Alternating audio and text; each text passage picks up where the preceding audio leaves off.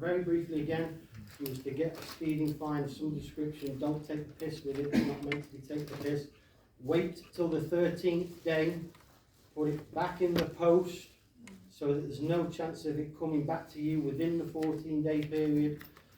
Them receiving it back rebuts their presumption so that you can then go to court and state, if they push it, make a statutory declaration that you did not receive notice. And you can make that statutory declaration with a clear conscience, because the word receive means to have and hold and keep for yourself. Okay, so any questions on that? Is that before you put the paperwork in to the court before you would appear or take it with you, or what you So the process would be, I've obviously kept it very short, the process probably would be that they would send a second letter out. So that would be like a reminder. Okay, so on the reminder, you then open that up, no problem, because they are out of the 14-day period. Okay. Yeah. You then state, well, it appears as though this was the second notice. You're out with your 14 days, and that's the stance that you must take. They may write back again saying, oh no, you're now failing to provide driver details. Stick to the first point. They may try to scare you with the tactic of building it up to failing to provide driver details, because that's 6 points and a hefty fine. What you could do is, if they start to make threats like that, you can write on the document that they wish you to fill out under duress. Specifically the word under duress, because it's a legal term, which means that you are being coerced, you have no other option, you're basically being forced, but in a legal term. So if it gets to that stage, you can write under duress, fill the form out.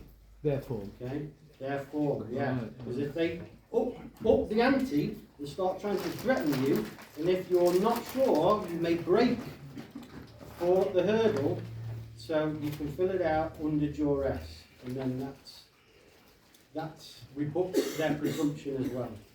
Hey, so vital actus be? Pardon? Vital actus or vital actus, collectus, VC? What's that? No, don't. I do things very simply. Whatever the common man or woman is able to understand, that's what I do. I don't put 3 dots at the end of it, which means that there's more to be said, and just do it as though the common man or woman has done it. Yeah, keep it really simple. It's not to say that VC doesn't work, but I think Dean's right, keep it simple. Yeah. I like oh, that doesn't work. What? We said that doesn't work. No. I'm not saying that it doesn't. I'm being neutral. It can work, because it is recognised. Yeah. Okay, so just a slight deviation is that you mentioned all rights reserved. Be careful about the words that you use. The word reserve means at this moment in time you are not using it right here, right now. So if you write on a letter, all rights reserved, what you're actually saying on the letter is, at some point in the future, whichever way you want to point, I may call upon my rights. So you may wish to change it to, I exercise my right. Exercise is something that you're doing in now. So be very careful with the words that you use. Obviously, words are extraordinarily powerful. Any questions on that? Cool. Richard. Yes. Hello. Hello. Sorry, I was a bit late there. Realised that we were all back. So, just before we broke, mentioned that one of our team, who you may know, Chris Coverdale, who has a very good system against the tax and reasons why we should be not paying tax, because we're aiding and abetting the terrorists, and in their system and in any honourable system one shouldn't aid and abet terrorism. He has, you may have known, some months ago he was targeted by bailiffs or enforcement officers and thrown out of his property. Well, apparently that's happened a second time in the last couple of days, I think it was. Yes, it was earlier this week. Earlier this week, and so he was basically thrown out a second time, totally homeless. A friend is looking after him at the moment, but he's 78. He's done a lot for the community. So Jill and I were just sort of chatting, and we were just thinking, well, there's got to be a way we can help, you know, a stalwart who spent a lot of his life going through all the legislation and making it very easy for people to then challenge HMRC particularly, but also council tax and all of that. So I'm not quite sure what we resolved, other than the fact that wouldn't it be great if we got a number of people, say 100 or so, to donate a certain amount a month, just to be able to offer him somewhere to live so he can pay a rent, even if it's in a very cheap flat where he won't be ousted again. And if anybody wants to sort of help out in that, I'm going to make a donation. If you can give Jill your email address and she can write it down. He's got a website as well. The website is... Excuse me. No. Jill, stand up. Oh, yes. The website is probityco.org. Probity, Probity, co.org. Can I just ask a question on that? When I went onto that, Yes. it did not work. Really? Yes. No, it didn't for me either. Oh, really? Okay, In what way? What do you mean? In what way that it did not come up? it's Probity Co, one word, Probity Yeah, Co. no, I got it on .org. one of your videos. I went onto it, it didn't work. So just be mindful. Yeah. Yeah. It's just put up here. Okay. Is it It's not dot, it's Probity Co. Yeah. There's no dot in between. Is it HTTP colon / is it www? No, it's just probityco.org. Probity Lawful, isn't it? Was that Probity Lawful? I think it was just Probity. It is just definitely, I mean, it's there, but on a browser, it's either www in front of it, or if you don't put the www, it will just go http colon / probityco. You've got it, Yeah. and it works. Yeah. Because should the other, work. I mean, the thing is, he's a very proud man. He's a very lovely 78-year-old gentleman that has really fought before we've all come on board. He's done time, 56 days at Her Majesty's. Just, For I think, standing out with a megaphone outside the government, protesting about, I think it was Palestine, maybe? I don't know what it was. Wars. Yeah, it was war. He's So a warrior. He's an absolute warrior, and we need to look after our warriors. He's still fighting. He got beaten up by the thugs at his house the other week. He was hospitalised. But if he won't, I'm pretty sure he won't take charity. So therefore, we need to use what he has created. We need to go on the website and donate, so it's seen as we respect what he's done. And he has said he'd be happy with that. There's a donation button. I think, I haven't worked it quite out yet, but I think it only asks for £2.50 a month. I haven't quite worked out how to change it if you wanted to give a bit more. That's cheaper than the coffees here, isn't it? I'm trying to share it with all my, trying to share it with all my groups, get more people on board. And he said he will take something from it if we can increase the subscriptions. So I think it might be easier if I gave my email address. So rather than take everybody's and I have to email it. Oh yeah. So that if somebody can't get hold of the site or something, or wants some help. So if you want to write down my email address, you can email me if you're sort of stuck with it. If that's okay. Is that okay? Of course, Good yeah. idea. So thank you for taking it on. So it's Andy, my husband's email, ANDY. It's all lowercase. Yes, lowercase. The surname is Lindsay, but it's no vowels in it. So it's L. Gives you the option to pay whatever you want. Yeah, oh, does it? So Yeah, I know. If you just click donate. Okay, thank you.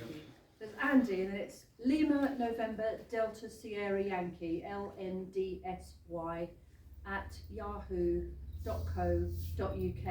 And if you just put in the heading bar Buxton event, then I'll know what it's about, because I get hundreds of emails. Thank you. Thank you, Jill. There was a gentleman with a hand up. Can I just, on that note, can I just offer you an email? Matheson, who is the lady on his website. Her email address is Matheson. Would you like to stand up, my love, so that everyone can hear? Can you say it, Steve, because my voice It doesn't need reading.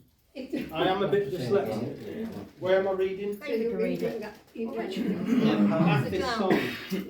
Okay, so another alternative email is math is son, how I've just pronounced it, math, ISON, all one word, 174517.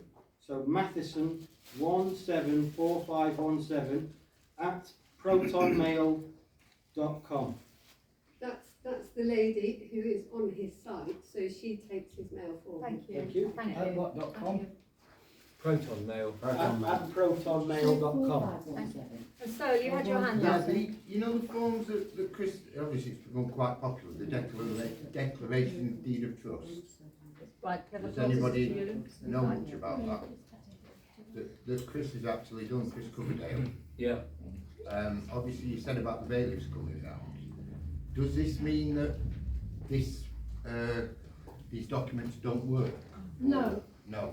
it's nothing to do with his lawful tax Oh, it's to assistance. do with that, okay. It's a private dispute with his landlord. Alright. Apparently his rent was increased. He couldn't afford as much as was asked. He made an offer, and he offered to cut out the middleman, the agent, but he wouldn't accept it. So they did the section 21 or whatever it is, and got the court order. Got him out before. He tried to resist, and he was actually punched by one of the bailiffs. And he prepared all his case against the police and the bailiffs, the way they behaved, and submitted it. None of it was replied to, and he was supposed to have another court case that they brought against him for another eviction date on Wednesday, just gone, and nothing was replied to. He was waiting for Wednesday, and then I think it was Monday, but a couple of days before, they just came, no notice, came out of the blue, broke into the property and slung him out again. Now we know he's being victimised, Yeah.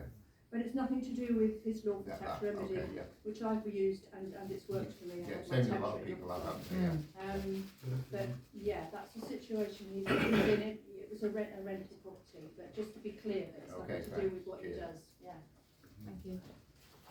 Mr. Vogt? Yeah, so let's see if there's any other questions for this afternoon's panel. Yes. I've had my fair share of dealings with corrupt police and corrupt DVSA officers. This is my protection, the camera. Is there any other tips that you can offer apart from this? Yeah, I tell you what, another solution that the Sovereign Project is actually developing. What we're trying to do is we're developing a new app. Now the idea is you put the app on your phone. Again, what we're trying to do as well is to give you a secure phone. We're going to deal with that because most of your phones are not secure. I'll just touch on something very briefly. The digital ID is already here. It's your mobile phone and it's your car. It's a combination of those two. If you want to know more, I can answer that. So a lot of you do not want to be using the phones that you have. You want to get a clean phone. Maybe it should be running Linux so it can't be tracked. Anyway, we're also developing that. We're also developing a mesh network where we can actually use radio waves and we can do peer-to-peer communication. But we're also developing an app. Now the idea of this app is, we are working on it, and it's intensely complicated. I think we're going to be using servers in India, if we can pull it together. Now the idea is the app, you have an app, it's an emergency app, so you've got it on your phone, your smartphone. I hate smartphones, by the way. In fact, I don't like phones at all. In fact, everybody who knows me, they are told, don't ever phone me and don't ever send me a text, because I don't like phones, but I have a smartphone for protection. Now the app, the way it works is, and get rid of all crappy apps on your phone as well, like Facebook, Instagram and all the rest of it, alright? And stop using the phone for internet searches and all the rest of it. Stop doing all that. Do it at home on a computer. So, the Sovereign app, say you're dealing with a bailiff, you're dealing with a policeman, that sort of stuff, you don't know what's going on. You get pulled over, for example. The first thing you do, switch the app on, okay? And it's going to start recording. Now the power of the app will say, do you need assistance? And you go, yes. And what will happen is, it's going to start live streaming exactly what's going on, okay? Which means every other person who uses that app on the network will get a notification and go, oh, the Sovereign is in trouble, something's going on. And then you can watch it live, exactly what's going on. You take it out your phone and you can start watching it, right? Then the policeman turns up and you start pressing buttons and he'll come with a series of questions that you'll start asking the policeman. So the policeman goes, right, identify yourself. And he goes, oh, I'm a policeman. Oh, you're identifying yourself as a policeman? Okay. Can I see your identification? Can I see your warrant card? Are you operating under your oath? Okay. And then what you can do is you can give them a legal warning and say, this is being live streamed to 25 million people globally. All right. So if you don't answer these questions, you're going to have 25 million people who are going to witness this, and we're going to use this in a court of law against you, and you will be liable for your actions, and everything will be recorded. Also, what we're going to add into this app is your GPS location. So as soon as you ping it, everyone who's live streaming it and watching it, your location will be pinged, and they'll go, oh, you're just around the corner. Oh, I'm going to go around and watch it and follow it, and then you can turn up and you can actually start grouping together, and then get your cameras out, and then you all start phoning the policeman as well, you know, recording it, all this, right? We are developing it. I've got a very clever guy who lives in Norway who's actually developing this with my tech team. I've got a tech team who's part of the Sovereign project. There's a lot of problems I've got to get over. I've got to sort. This is not going to be free. All right, we are looking at a cost of at least $250,000 per year to run this app. All right. One of the problems I have is the cost of live streaming it, because I don't know if you know how it works. An app itself is relatively easy to actually make, and you can sell it ready to and put it on your phone. It's not a problem. But when people start using it, that's when more processing power is required. So I hire out some servers in India, and I'll hire out the processors, the RAM, and also the bandwidth, right? Now, as more and more people start clicking on the live stream to watch what's going on, then in India they ramp up the server costs. So more processors are switched on, more RAM, more bandwidth. Now that is like me having my mobile phone and then having unlimited data and saying, all of you can jump on my data. You know how expensive my phone bill is going to be. So to live stream across the world to maybe a few million people might cost me £10,000 a minute. So that's the problem I have. Okay, so what we're trying to do is, it's going to have to be a paid subscription, but we're going to try and get it down to, don't hold me to this, I'm going to try and get it down to £20 a year. That's what I'm aiming at. Now if we can get all the costs in that, then you have a subscription to £20 a year. Is that the price of a book? It is! It is! Now, very popular price. You might notice a theme. Everything is 20 quid. Well, I don't know if you know, but me, when I spend money, I just spend it in 20 quid amounts. It's around the drinks, isn't it? It's like 20 quid here or whatever. You know, so everything's 20 quid. So I wanted to get it down to 20 quid. Now there's other things I've got to try and put together. I've got to obviously pay members of staff to run it, and when I have to hire out the servers and all this sort of stuff. Now, there's another level to this app that I'm trying to develop, but I'm going to need some money to do it as well. And I'm hoping the app itself will pay for it. And that is to actually have a legal team ready to go. So as long as you use the app correctly, and we're going to do a series of videos on showing you how to use it, and you have to be sovereign. Don't be lazy. Don't just think the app's going to do it. Right? So study it. So the questions on the screen are just a reminder in case you're a bit flustered. You shouldn't just be parrot fashion. If you're parrot fashion going, can I have your warrant card? The policeman's going to laugh at you. You're going to look like an idiot. Right? So you've got to do the studying. So we're going to do some videos, show you how to use it. You've got to do the studying. You've got to know why you're asking these questions. You've got to sound good. Then we can give it to the legal team. The legal team will then take over, and they will sue the police officer for $250,000, take his house, take his car, whatever it is, and you'll get all of that for the commission going to the Sovereign project and obviously the legal team. That's what I'm trying to put together. It's going to cost a lot of money, and I'm trying to do it. One of the things we've done, by the way, just reminded me, we now have a YouTube channel. All right, we've put some free videos on there. Now, if you could sign up to that YouTube channel, then yes, that's right. It's free. It's free. But we're actually hoping that the YouTube channel itself might generate some money, and then it doesn't cost any of you any money to do that. I can then take that and I can start paying people to get things done. Okay, because I've got a tech guy, and I'd like to take him on full time. Because at the moment he works for me for like 2 or 3 days a week free, and I'd like him to quit his job and work for me full time. But I've got to get him a salary, 35 grand a year or something at least, right? So I've got to try and generate some income. So sorry to interrupt. Go ahead, Dick. Go ahead, Richard. Dick? Yeah, it's almost called you Dick. Go ahead, Dick. I've got a friend called Richard. I call him Dick all the time. Yeah. So. You could have extended that. Good job, we shortened it. So yes, long. Pete. Yes.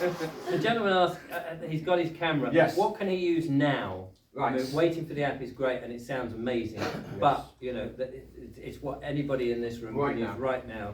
Right, another thing, what you can do is, again, I'm not selling books, but there's a script in the Sovereign Project Handbook. Again, you can download it for free, and it's got all the questions that you should ask police officers. Right? Now, if you can't remember it, maybe take a scan it, put it on your phone, and then you could read it. But yeah, you want to record it, okay, and you want to be able to say all this stuff. One thing I suggest you do, if you're dealing with bailiffs and you want to deal with a bailiff on your front door, you want to open your door, have all the questions ready to go, and have a clipboard. Yeah. Laminate them. Laminate them, yeah. In fact, make it official. Have a lanyard. Yeah. Right? Have a pen. High-vis jacket. High-vis. Yeah, put your high-vis on. Psychologically responsible. I've often thought when dealing with the police, and I haven't had a chance to do this, but I've often thought if a policeman was to stop me driving, they come over and they're very condescending in their tune, is for me then to go, I see, sir. So, and that's right. Do the same dialogue, but the same tone of voice back to them. So you're a policeman. Let's make a note of that. You are a policeman. Here we go. Is this your vehicle, sir? I know you parked on the public highway here, sir, and probably find yourself in prison before you can shake the stick, of course. And asking as king, so we always ask questions to keep the highest status. I ask the questions as king. Yeah, you control the conversation. So yeah, phone. Neil, would you like to speak about your story, because I think it's quite powerful what you've already done, what you were telling me at break this morning. Would you like to stand up and explain? About the DVSA? Yeah. Yeah. Yeah, please stand up, and if you're happy to do that. Oh, I don't know. Oh, go on, go on. Last week I had a bit of an interaction with DVSA, like that's the driver, the ones who, the commercial standards, but I'm an SUV driver, so you get stopped every now and again. And they're notorious for not letting you film, but as I was on public land in a service station, I got the camera out and filmed the entire interaction. And this filming turned this DVSA officer rogue. She went absolutely crazy. And I've got a letter back from them telling me that she's left the job through stress and anxiety, and it's all I destroy people's lives and all this kind of nonsense. I'll show you the text. Do you want me to read it out, or do you want to read it out? You can do, yeah, if you don't. Because she's doing her job, yeah. You've gone on. You're being a loyal person, and you're just filming her. Richard, do you want to read it out? Want to read it out? Yes, certainly. How would you like me to read it? Some Shakespearean. Yes. As a woman. Jill. Oh, as a woman. Yeah, as a woman. I'm writing. Oh, it's because I'm Jill. No. She says, is this a letter to you? Yeah, a text. I'm writing to you as a human being, not as an employee of an organisation. I had asked you not to film / post footage of me on social media. I am a private person and I do not post pictures of myself on social media, and it has affected me so very deeply that a complete stranger has the power to do so without my permission. Blimey.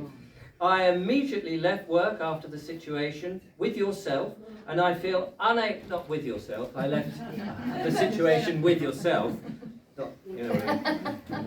Not only have you cited a formal complaint against me, you have ridiculed and humiliated me, so I cannot even face my colleagues. Sounds like she's done it herself. Sounds like we're going ding, ding, well done. My whole world has turned upside down, join ours, as I feel I have no choice but to forfeit a secure job, penalising nice people, rather than go back and be put in a similar position again. I'm an ordinary person, going on in my private life outside work, and this has pushed me over the edge. As a direct result of your actions, I'm signed off with work with anxiety and depression, and a formal complaint on my record. So my employment record is forever blackened due to my mental health and conduct. This will likely impede me from getting another job and adding financial difficulties to my personal challenges. Please think about the effect of what you've done, what you do on social media, how the effect it has on persons involved. It hurts them, not the organisation that you wish to rub for public entertainment. Above all, please try to be kind. It's only other people's lives you're damaging.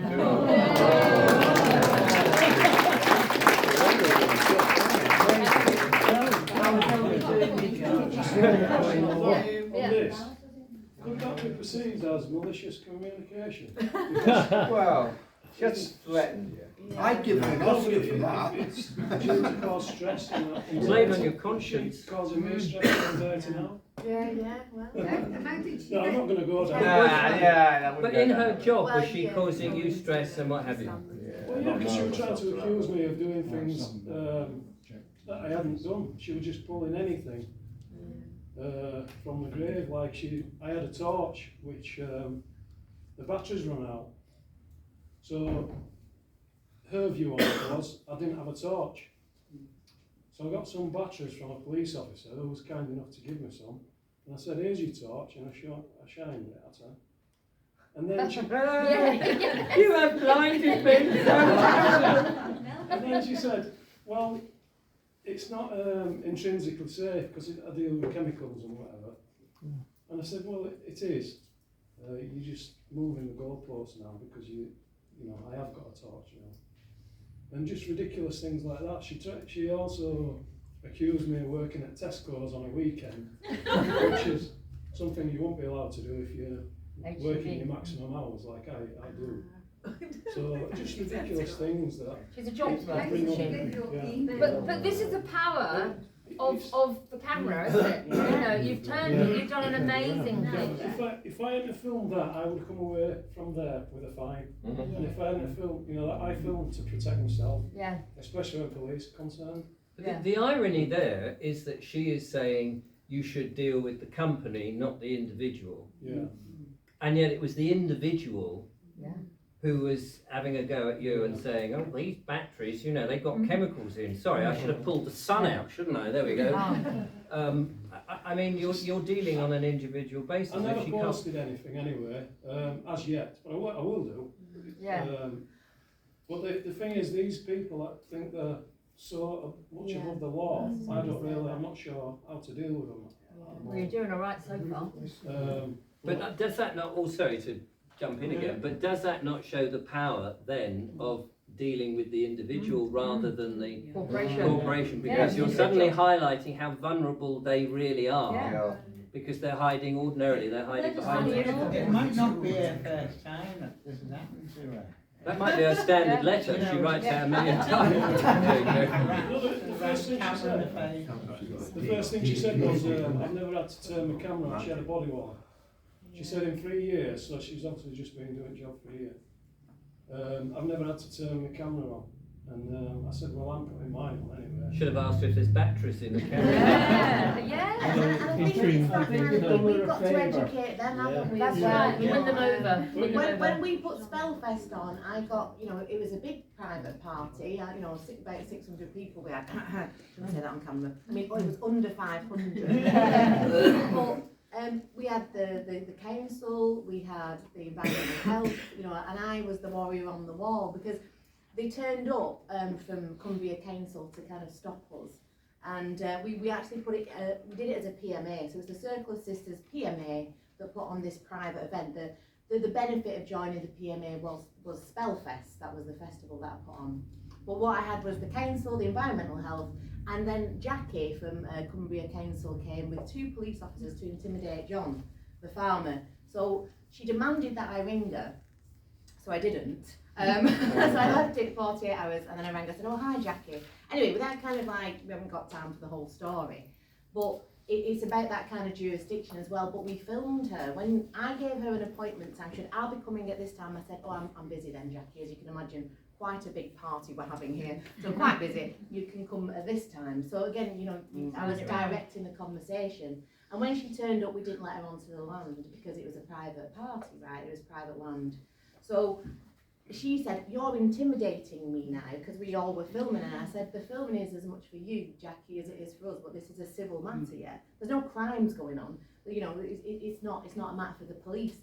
So as she was, I said, but Jackie, you were quite willing to come and intimidate John with 2 police or policy enforcement officers.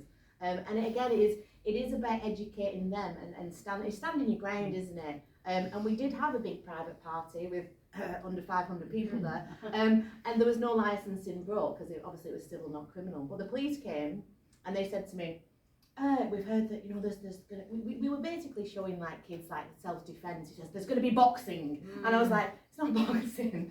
And he tried to pull us in at every point, but I controlled the conversation, I controlled the narrative, and in the end the police went, oh, thanks very much. I was like, thanks lads, you know, here's some cake, see you later. You know, and they went, and it is again, you know, it's just about having that knowledge, is that power, just and coming out of fear.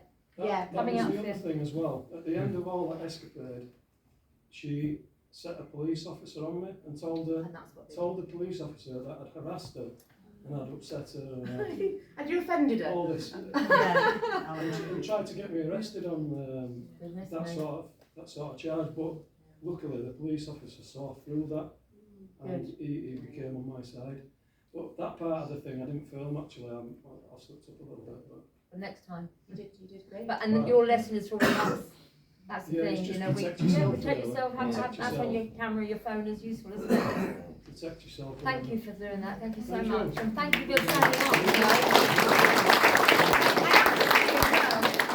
Clapping apparently kills the furries. Oh, it does. Julie were talking about it outside. And this is a thing that they get us to do, so we bring in all this positive energy and then we go, yeah, we wipe it out, Yeah. we're supposed to do this, aren't we? Can I just say something? We are going to be faced with these situations more and more as the SHTF, because they're coming hard for us. You know, COVID was just a dress rehearsal. I think we all know that. So, an example from my COVID days, good old days, isn't it? COVID days was, so I'm on the streets of Manchester. It's just early, when masks aren't even out yet, but restrictions are. And I'm just, you know, got a microphone telling people the truth, and I've got a packed audience of about 3, and a dog, and a traffic warden, because no one wants to listen. And there's a guy just about standing 50 metres away, on the, you know, texting away and phoning, and next thing, the police arrive. He's obviously called the police, and they come over, and there's yes, officers, how can I help you? Well, we've been told this, that, like you're upsetting people and you're disturbing the peace. Really? Why didn't you stand there and listen and just see if that's true? So in other words, you bring them down to earth, put them in a reality that makes sense. Because you've just been snitched on by people who've lost the plot, they're brain damaged in some way, or just brainwashed or brain damaged. And all you have to do is stand your ground. So within about 30 seconds, the police officers were smiling, shaking my hand, you know, because they can see that there's nothing untoward happening. You know, I'm not a raving lunatic that's recommending that we overthrow the government. I'm just getting some basic code and facts out there or whatever. And but the most interesting part was the guy that snitched on me was, as I'm shaking hands with the police, is like this. You know? So this is an example that when you challenge their reality, they fall apart. They fall apart. Well, that's not your problem. That's their problem. So let them fall apart. But that shouldn't put you off. You know, they might even get violent. Okay, that's another day's work. But just maintain your stance. You know, that's why these days now that we're in here, right now, we've got to be prepared as if the shit's going to hit the fan soon, but not so soon that we can't be prepared, if you see what I mean. So you've got to spend hours each week studying and mentally preparing for these scenarios where someone's going to accuse you of something really quite serious. You will have done nothing, but you'll still be accused of everything. And you've got to work out what your strategy is going to be. The other thing I'll say is that if it really is hard, and it will be, then you need to roam in groups of at least 3. 3 people cannot be called insane or bundled off under mental health legislation. 1 can, but arguably even 2 can, because you can separate the 2 out. But 3 people is biblical. You're in truth if you've got 2 witnesses, right? So make sure if it really is military style out there, and you're deciding to defy the lockdown or whatever it is, go out in groups of 3. Right? 3 is the magic number. It is. Yeah. Trilogy. You think yeah, you'll come three. to that, David? Absolutely it will, yeah. They're coming for us big time. It's not. I was nearly at the phone. The police phoned on me 2 weeks ago in Preston because I'd offended somebody. Well, how have you offended them? This is Dunno. quite a funny conversation, but when I walked in, it was an old pub that I used to go in many years ago. And when I walked in, they were Blue Herd and Pierce, and I thought, oh hello. I thought, oh sorry, I'm gonna be in trouble here. So I stayed there. It was my birthday, my born day, I should say. Anyway, so they came on to me and they said that I had to leave because I'd offended somebody, and I said, sorry. And anyway, so I said, well, I'm racking my mind, and I am quite outspoken, as most people can tell, but I don't think I'm offensive. I'm just kind of speaking my truth, etc. So whatever I'd said, so I said, well, what is it I've said? And they went, well, we don't know. So I said, hang on, let me just rewind this. So you've just rung the police. I said, I'm not aware I've committed a crime or it's criminal, you know, where's the harm, injury or loss? I said, because I've offended someone, but you don't know what offensive thing it is that I've said. I said, have I got that right? And they said, yes. I said, right, okay, hold on to your blue wigs, because I'm about to offend you. and I did offend them. But then I kind of left, not rudely so, but I kind of put them in their place, you know. So it's how David said, they're out there. You know, we kind of see it on the internet, but it is, it's here and it's on the shores, you know. So it is about mental resilience at this point. And with this kind of powerful knowledge of the law, not legal but lawful, we can counteract that calmly, securely, always staying honest, stay calm, and then hopefully we can kind of ride the storm. But there is a storm coming. Oh yeah. But, you We're know, in the middle, aren't we? yeah, We're in the in eye a of the spiritual storm. battle we win, right? Yeah. So, It's yeah. on presumption then. Yeah, exactly. Yeah. I didn't know what I'd said. It's probably something against, like, you know, I speak out about the trans movement. Yeah, the Nothing wrong alphabet. with being trans, but No. when it's an agenda coming for Yeah. children, Yeah, or our sons people. and daughters, then I have a problem with it, you know. The other thing on a philosophical note that I would add. Just for them at the back. Yeah, okay. Is that someday soon, there'll only be one crime, or certainly only one offence, and that is the offence of non-compliance. There won't be murder, there won't be burglary, there already is a burglary, by the way, and it all depends who's murdered whom, so it's murder is a bit hit and miss, but there'll only be one offence that they take seriously, and it's already happening, and it's non-compliance.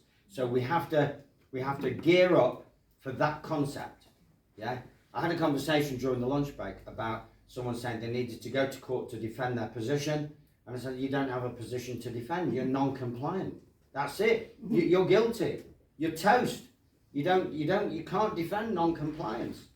Not in their system.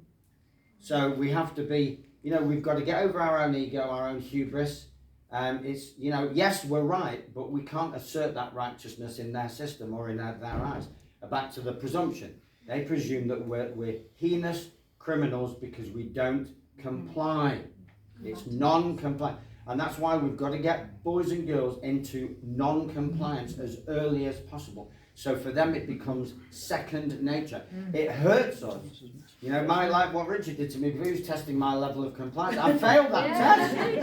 Right, sit down. I sat down. Holy shit.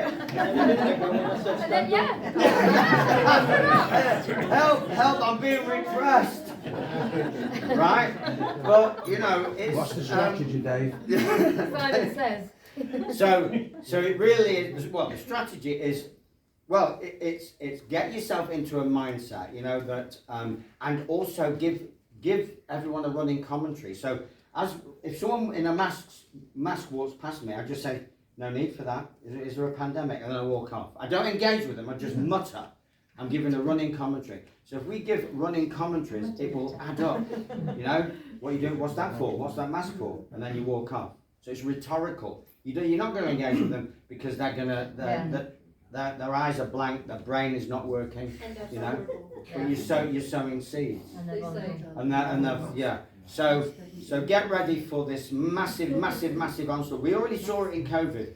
It was non-compliance. I was prosecuted for non-compliance, but I knew how to turn it around, and I sent them a notice of conditional acceptance, so the charges were dropped.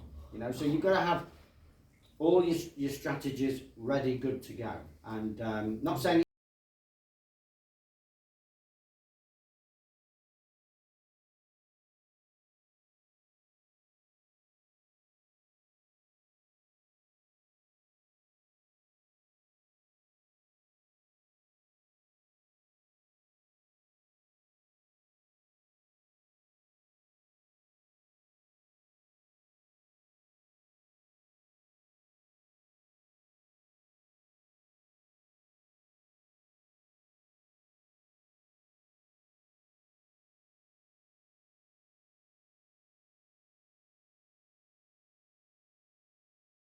What's stopping them just taking your car anyway?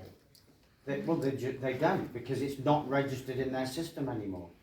So you're not showing up in their books. Like when the woman travelled, this Anna on Devon, she went with her passport because she didn't think her paperwork would be enough. She showed her passport, they said, you're not in our system. And then they looked again and they found it in the VIP system. Okay, so when you convert or reconvey and you assert your manhood or womanhood, you become a VIP. It's incredible. And it also shows that the P on the passport is P on, yes, but essentially property. So a man or woman cannot be owned. And they know that, so she was given respect, she was given 5-star treatment, and yeah, the English Counties Assembly. Now there are many other assemblies. There's it's the Assembly of the British Isles. Was it CABI? Community Assembly of the British Isles. There's Republic of England, and there's one or two more, and there's some little local ones. And I think one day we will all come together. But the one that I'm behind is this one, the English Counties Assembly. .co.uk. I can add a little bit after you, Kelly. Will you have that bit first, because I might go on. I just wanted to bring up a different topic, so yeah, Okay. if that's linked to that topic. Yeah. Okay, let me explain exactly what's going on with this. Okay. Okay. There's 3 basic jurisdictions within the system. Well, there's actually 2 jurisdictions in the system. And the first jurisdiction, the highest jurisdiction of this, is yours, and it's called the private. Okay, this is the highest jurisdiction. By the way, they actually symbolise this on a dollar bill. So if you look at the dollar bill, you've seen the pyramid with the all-seeing eye. Okay. I've just done a decode, my YouTube channel, join. Yeah. Now, I haven't got time to go into the full details of this, but we have done a video on the YouTube channel. So if you go on the Sovereign Project YouTube channel, there's an animation and it explains these 3 basic jurisdictions and how your credit is converted into public credit and how the banking system truly works. It's about 22 minutes long. You can watch it. It's very easy to follow, okay? So they actually tell you this. Now, the private jurisdiction is above the all-seeing eye, and the all-seeing eye can't see into your private jurisdiction. It doesn't have the right to do that. That's why it's the highest jurisdiction. Yeah? Then there's 2 jurisdictions below the all-seeing eye. Jurisdiction number 2, jurisdiction number 3. Jurisdiction number 2 is what's referred to as national. Okay? Now, nation roughly means birth of the people, but in reality it's birth of the persons in their system, because a person is a corporation. So today, a modern day nation is the persons referring to your birth certificate. Okay? That's the second jurisdiction. In the second jurisdiction, this is where you are the creditor. This is where your foreign situs trust operates. It operates at the national level. You're actually a foreign national operating there, right? That means you're operating above government. You're operating above acts and statutes. You're operating above the police. There's a third jurisdiction, which is called members of the public. By the way, anything with membership, and ship on the end, maritime law. Right? Maritime law means that you are operating in a jurisdiction controlled by someone else, and there's a set of rules, there's a governing body. So that's what it means, membership. Members of the public. A member of the public is actually operating in a private jurisdiction that is now controlled by the government. That's how they're doing it. Now, what Dave was talking about, what's happening is what you're doing is you're actually taking your birth certificate, which is actually operating in the third jurisdiction as a pauper, and you're moving it up to the national level in the second jurisdiction. This gives you diplomatic immunity, VIP, in their system, but you're still operating in their system. You're still using their passports and all the rest of it. Here's another thing about being issued something. This is why you don't own anything. If something is issued to you, then it is controlled by the issuer. They have authority over you. Like, for example, if you join the army, you are issued with a uniform. You don't own the uniform, you just use it. The issuer has the right to it. So, what is issued to you? Passport. Straight away, that's not yours. What else? Driver's license. That's not yours. They can take it away. They can restrict it. Bank account. That's issued to you. It's not yours. That's why they can shut your bank account down, because it isn't yours. Anything that is issued to you, you don't control. So what you're actually doing is you're moving your driver's license, your passport, if you like, into the national level, still commerce. It's not you. Remember, the passport is not you, ever, right? Your picture might be on it, but what that is you are the picture of the representative of the corporation, okay? And you will be called British citizen. Citizen means slave to the city. They're literally telling you, they tell you all this stuff, but the average person doesn't understand the language, all right? So that's what's going on. So if you move yourself from the third jurisdiction to the second, you become a foreign national, and all of a sudden, police can't touch you. Actually, statutes don't apply. Airports treat you differently. You become a VIP, but you're a VIP in the legal system. Hence Dave's reference. Correct. That's how it works. So I just wanted to explain how it works, all right? Beautiful. No worries. And just to add to that, so we all know that the courts are trust situations, don't we? And I was having a conversation with Terry, you know, when we all got into a little bit of a heated debate. So I had a very interesting conversation in the sunshine, sat outside with Terry. And Pete's right, Dean's right, Terry's right. Because it's that skin in the cat, yeah? So I had a really enlightening conversation with Terry about constitutional law, and I'm no expert on constitutional law, but what we do have is what we call superior statutes, and I know about that. These things can't be repealed, and the history of it is super interesting. It's more than interesting. There's a difference between playing in the legal system and being sovereign to something that can break the system and bring it down. There's two separate things going on there. So I think that conversation, if we had time to really deep dive what Terry's actually saying, and he promised to come on my podcast, but he's trying to get on Richard's, but I'm like, please come on mine first, because mine's only got 2,000 subscribers, and Richard's got 213. I'm like, no, I'm keeping him. So it's like super interesting, and we don't have time to get into that particularly. But what we did touch on is obviously the court situations as trust situations, and actually the judge, as we know, is the trustee, but they're acting and they're switching the roles round in that situation and making us the trustee, and they are benefiting. I mean, we know the court systems are places of human trafficking. So when we learn about trust law, when we understand what's happening with the bonds, etc., and so on, and we all know that in relation to banking, you know, see judge, see postmaster, see banker. Not a lot of people know this, but the post offices were the old courts, the post office rooms, which is why your universal postal union does apply. It's different ways to skin a cat. But my point is, and I am going somewhere with this. So I'd like to bring Sean up, if you are up for it, Sean, because we know about central digital banking currencies, don't we? What they're trying to do with the 15-minute cities, CDBCs. Trying to enslave. When we put our money or our fiat currency into banks, we're actually technically gifting it to them, yeah? So people say, oh, my money's insured though. We know the insurance companies are the banks, yeah? And every time we ping a direct debit and credit are the same thing. This is why they love giving you a direct debit card. Because every time we ping it, we abandon credit on the security exchange, because we are, as Pete said, we're the creditors. So this is why, what's your debit card? Have another. Because again, we never get given true bills that we can settle or discharge. And if Pete's doing the promissory note process, then that's an amazing thing as well. But I suppose what we're trying to find is solutions, yeah? Which is why talks are great, but solutions are better.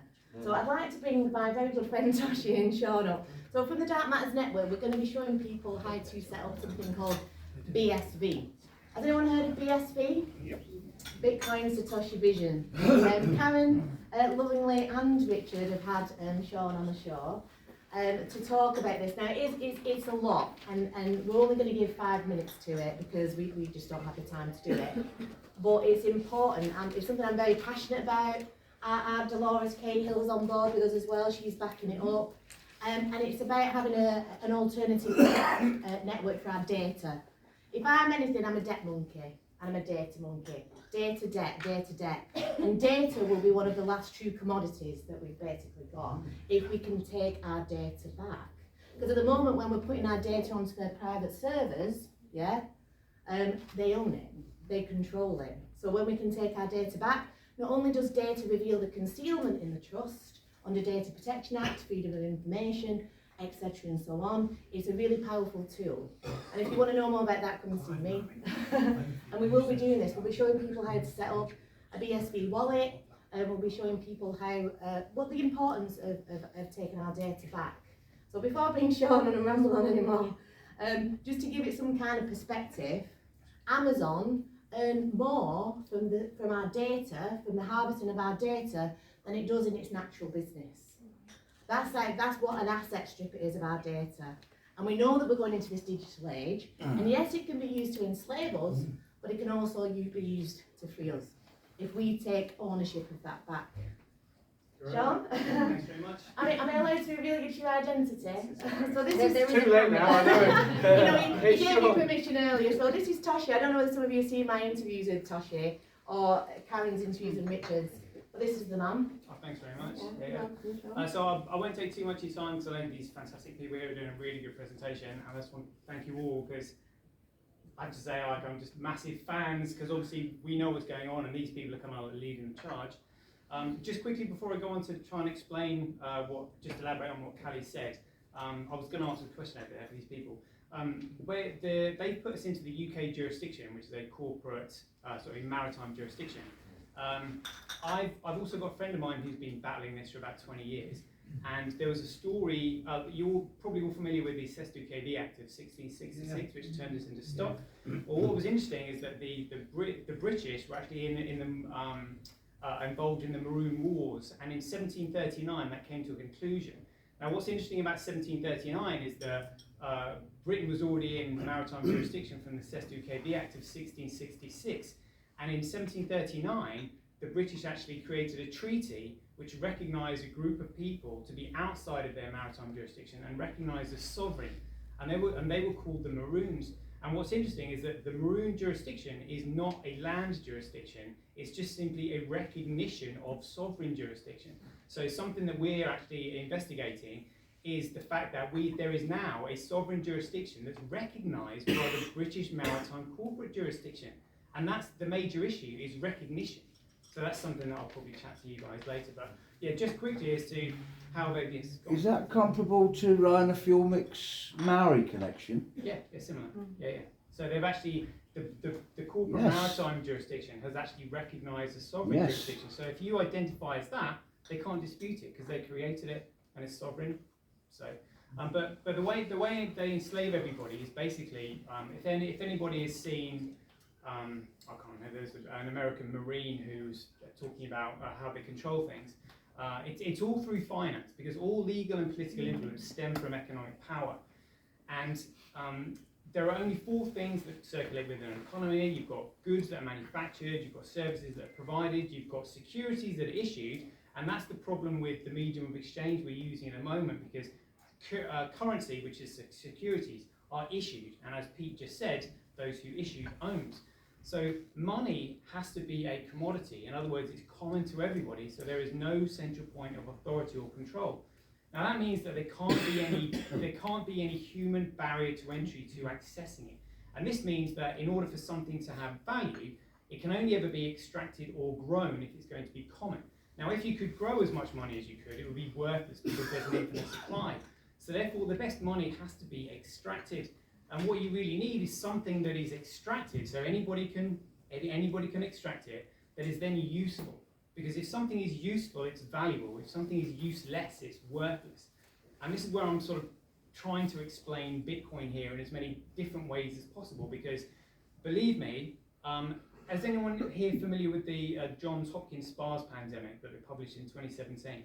Well, there are no coincidences here. The SPARS pandemic was published by Johns Hopkins University and released on the 31st of October. And the 31st of October is the anniversary of the Bitcoin white paper. There is no coincidences. Now also, the Tulip Trust, which contains the Satoshi coins, were returned to Satoshi Nakamoto in early January 2020. Now what else happened in 2020?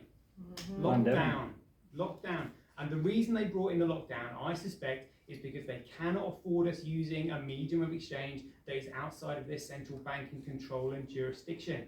And this is why they've gone to so much lengths to try and discredit and distract and throw as much complex information about Bitcoin as possible. It's not complicated at all. Literally, all of these huge corporations have servers that Callie was going on about that collect and scrape our data. Google, Amazon, Facebook, Netflix, they're literally just data halving us like absolutely crazy. Now, we might have just sort of like little memory sticks which we can put our memories on, but what we need is a computer network that has global reach, where we can communicate with each other securely without being censored.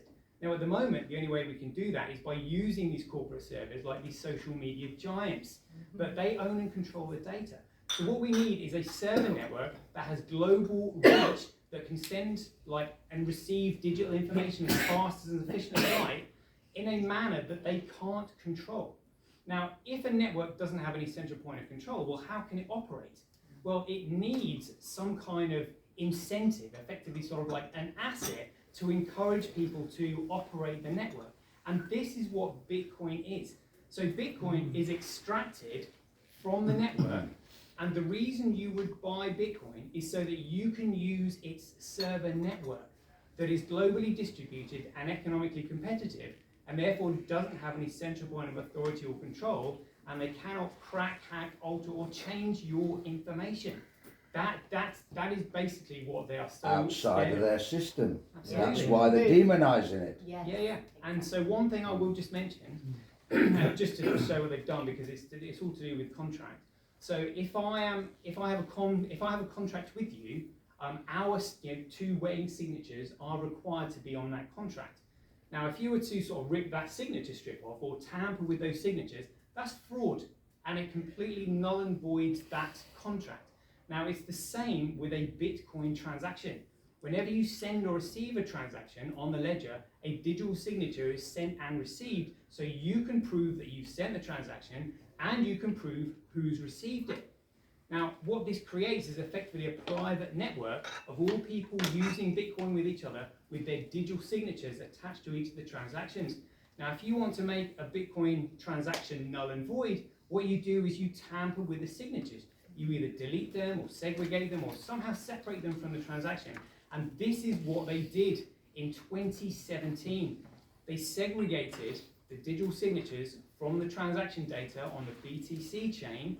And what that did is that caused a fundamental change to the protocol, which resulted in a change in the Bitcoin legacy addresses. Now, all genuine Bitcoin legacy addresses start with the number 1. And the moment you start tampering with the protocol, and a change is seen in the legacy address. Now, the way you can tell you're holding a genuine Bitcoin is by looking at the legacy address starting with number 1. So all BTC SegWit legacy addresses started beginning with the letter BC or the number 3 on the 24th of August 2017. And so all they've done is they've created an alternative protocol and colluded with the exchanges to list their alternative protocol as BTC. And now we're talking about a $1.3 trillion fraud, which is the biggest fraud in history. Bernie Madoff ain't got nothing on what they've done now, and this is massive. And this is kind of like why I generally kind of like use pseudonym, don't show my face, because the powers that be know that I know, and therefore they kind of like don't want me. And that you're talking about it. Yeah. So the protocol that Callie was talking about, called BSV, is just simply what Bitcoin has been right the way from the Genesis block. But in order to confuse people, it's had to change its ticker symbol because they're trying to distract people away from it. And if you don't understand Bitcoin, you just follow the ticker symbol, and they know it. And then what they've done is they've pumped it with their fiat currency tether to put it through the roof. Deliberately manipulated, which is why the central bankers at Jackson Hole in August of 2019 decided to go all in for the Great Reset. Yeah, probably, yeah. In Wyoming, Jackson Hole. Yeah, 2019, August. If they lose control of the financial system, and it was Henry Kissinger who said, who controls the food supply controls the people, who controls the energy can control whole continents, who controls money controls the world. And so literally... Did the Rothschilds say that Bitcoin was their biggest ever investment? So it was so Larry Fink, again, the reason they're trying to be more pro-Bitcoin is because they know they've already corrupted it. So they're just like kind of rallying everybody towards their fake one that they've created and pumped through the roof, because they do not want us using it. That's why they changed the narrative to store of value, digital gold. Not many use it. Stick with good old fiat currency. You can trust us, we're bankers. Yeah, so anyway, that's kind of like all I want to say on that. Very good. Thanks very much. Thank you. Very good. But yeah, and what we'll be doing within the Dark Matters Network, but we will be showing, I'm currently listening, I've got Sean in my ears as his protege, and my goal is to make this very simple for people, to take a lot of complex information, put it into a meme. I'm doing a lovely PowerPoint, because I do love a PowerPoint, and we'll also show you how to set up a BSV wallet. There's nothing in it for us, it's for you, and you could put a £5 in, you could put 500, you know, it's not about anything that we're going to gain from, it's just this, you know, taking it back for the people. Can I ask you, you're the wordsmith of the panel. It has been pointed out to me, oh, thanks for coming. Cheerio. Take care, safe journey home. Bye. Hope it's useful. We're always encouraged to look at the words and the meanings of the words. Yeah. And as people have said to me, yes, haven't you got the word block and chain? So that this chain could easily be blocked.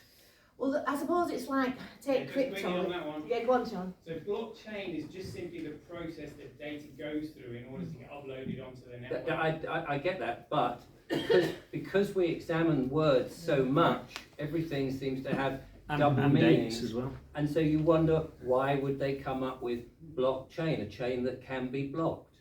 Well, it's a chain because it can't be broken, and a block of data that's solid. Yeah. And I suppose, like, do you remember that song by Fleetwood Mac?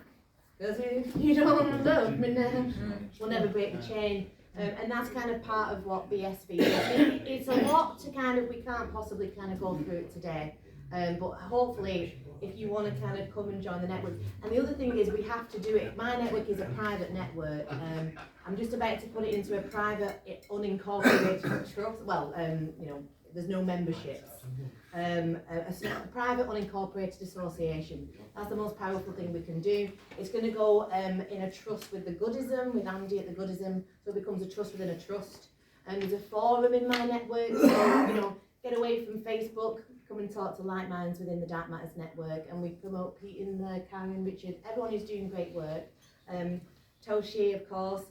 And my goal is to simplify it. So I'm literally being, I'm the protege, and I'm very honoured to be so of Toshi, to try and simplify this down. But crypto, Richard, you're quite right, back to the question, crypt is dead, yeah, it's dead language.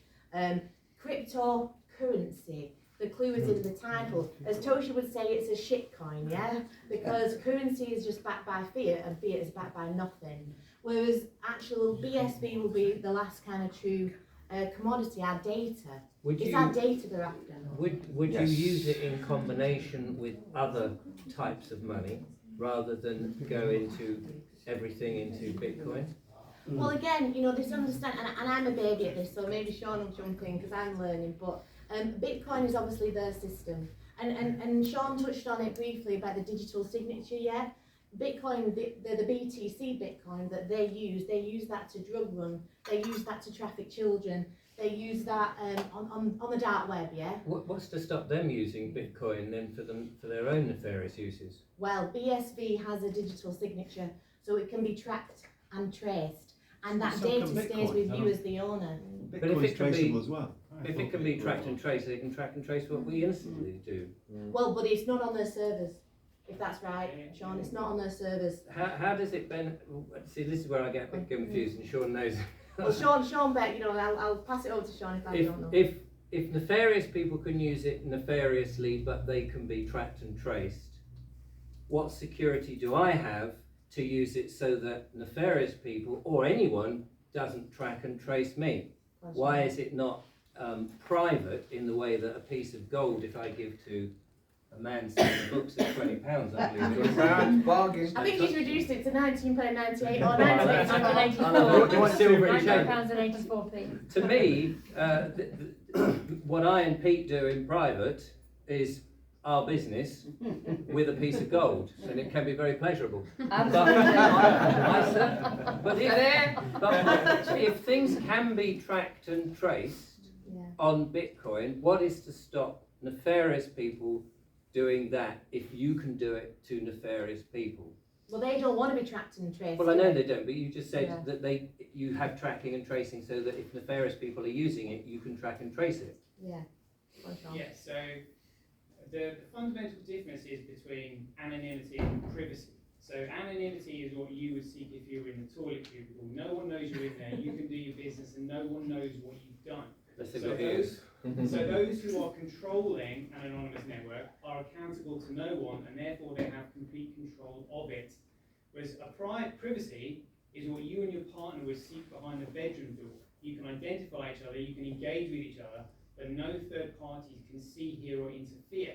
Now what this means is that should a dispute arise between the two of you, if you wish, you can choose to present the evidence through the digital signatures to a third party who can solve the dispute for you. Now, the chain of digital signatures effectively creates a private association. So in the same way that tickets for the Weekend Truth Festival went out in the private, now not everybody at the festival knew each other, but everybody somewhere knew someone. And this is what the Bitcoin network creates, so that if there is nefarious activities like child trafficking, gun running, drug dealing, whatever going on, that private network of individuals using Bitcoin can stamp it out if they wish. But it would take a lot of time and resources because the only thing you see on the Bitcoin network is a legacy address. And that's it, nothing. But if you trace the chain of signatures and you find somebody who maybe 1,000 transactions down and said, oh, well, you were in this chain of signatures and 1,000 signatures beyond here, we know there was a transaction. Who has the power and the organisation to go and do all that following the thing? It's usually them because they've got all the money. If I wanted to track and trace what a nefarious person's doing, I'd have no way of going through all that. But they've got the organisational power and the money to track and trace whatever I've done. The other interesting thing you said there is if I'm in the toilet with Julia and doing something private, and you said that in your analogy, you said effectively if there was a dispute, we could, so a third person could look at it and say, okay, you did this and he said this and she said that. That would mean that one of us would break an honourable code. If we were in private, it would be, well, he said, she said, that's it. But if one of us can go, actually, I can prove what we said in private to a third person, then that makes the other person who's not party to that the vulnerable one. That didn't seem right. Well, what it should do is it makes people honest. So if you are But you should be honest without having to use an online something. But what I'm saying is you can transact privately and it should make both parties honourable. You would only present that evidence to a third party if there was a dispute you couldn't resolve. And if there's a dispute and controversy, it means that somebody hasn't fulfilled their side of the obligation. And would both of you have to provide it, or could just one provide it to that third party, leaving the other one not knowing that that agreement has been passed on? Well, if you've got some person who's trying to act nefariously, then the honest person will say, well, hold on a minute, that's not what we agreed to. Yeah, but regardless of whether they're nefarious or not, could one of those two, if a transaction between one and two people, and then one of those two people decide, actually, I want to reveal that transaction, can they, on their own, reveal that transaction to a third party without the other person in the original transaction knowing anything about it? Yeah, they could do. So that, to me, is not the same as me doing something in private with somebody, because neither could go to a third party because it would only be hearsay. Does that logic make sense, or am I overthinking it? I get it. Yeah, there is that, but so you have to understand this lot are the bad lot. Oh, I'm not denying. Yeah, absolutely. Yeah, no. They might stop us from buying a bag of peas down our local supermarket because it's not genetically modified. Like they might put in all this effort to trace a transaction just to find out that you purchased an organically grown bag of peas. Nobody gives a monkeys if you're buying organic peas, apart from this lot. But if you're involved in child trafficking, gun running, drug dealing, warmongering, anything like that, that is what needs to be stamped out, and that's what this lot is doing, and this is why they can't afford people to use the Bitcoin network. So why would they use it? Why would they use that network if they could be tracked and traced to find out if they're gun running? Wouldn't they just use gold or other methods? That's all private. So they would use it because more people are using it than anything else, and the supply is fixed rather than inflated. So if the supply is fixed and infinitely divisible, it has a positive effect on the economy because a rising tide lifts all boats. What they've done is they've created a financial system where only they can print the currency, and they'll come and lock you up if you try and print your own, and they print the currency and distribute it amongst their own network, and then leave us to suffer the effects of inflation. So if we start using a medium of exchange that has positive economic effects, and that we can use it for phone calls, video chats, social media, and communicate privately with one another, with economic incentive behind it, it draws them into our common jurisdiction where nobody has any authority or control above anyone else. That's why the network has to be commoditized, so that there's no central point of authority or control or power. Yeah. So effectively, we've got to get a lot of people to agree to use it in the first place, and get rid of all the confusion between BST and the other cryptos and everything else. Whereas, well, what they've done. So they do not want us using that network. So that's why they purposely restricted it and created an alternative market to try and distract people away from it. But if you have a network that suddenly scales, and the cost of using it is far less than anything else that you're doing. For example, these corporations spend millions, if not billions of dollars on securing their own servers because they are centralized and therefore susceptible to cyber security and virus software. Now, they can get rid of all of those overheads and use the Bitcoin network for the cost of a micropayment and sleep at night knowing that their data cannot be cracked, hacked, altered, changed, or deleted. And we can sleep at night because we now have a platform that we can post on where our posts can't be censored or taken down. Final question for me then. We keep hearing that in a couple of years' time there might be some supernova or some massive EMF effect coming from the sun. How would any kind of digital system survive a mass one of those? That's why the network itself has to be globally distributed and economically competitive. So it just means none of those operations who sustain the network are counting on other networks being there. They're completely independent. So this means that if there was this catastrophic event, it would literally have to affect the entire world at the same time, simultaneously.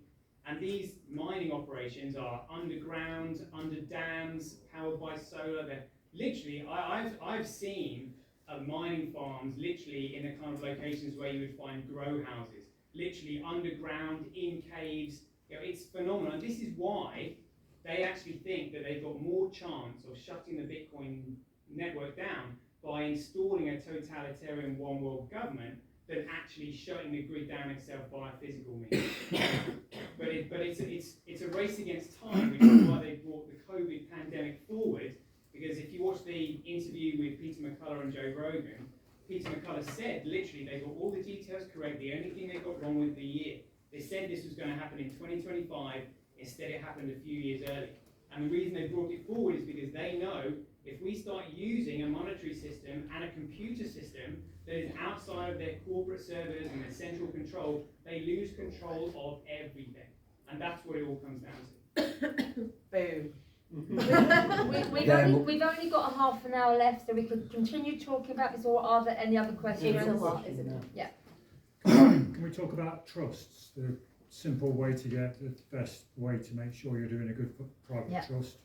There's loads of Yeah, I mean, trust, Trina's in Dark Matters, Trina's in the Sovereign Project. She's a really beautiful woman, my soul sister. She was one of my sisters at Spellfest. Really honourable lady, and yeah, she runs courses. She runs courses through the network, so you can learn to set up your own trust. You can read trust books till you're blue in the face, but it tends to hinge on like anything. You know, if you're going to read like an act, it's like blah blah blah blah blah, legalese, blah blah blah blah. And it hinges on a certain. It's not actually kind of that difficult. So you can either have someone set up a trust for you, or you can kind of learn. I think it's better to learn, yeah. It's like what Peter says, you know, it's the question that drives us. That is the quest, the hero's quest. And if we don't ask ourselves the why, then we're never going to understand the how. And a lot of trust is about maintaining the trust as well. It's not just about, you know, setting the trust up.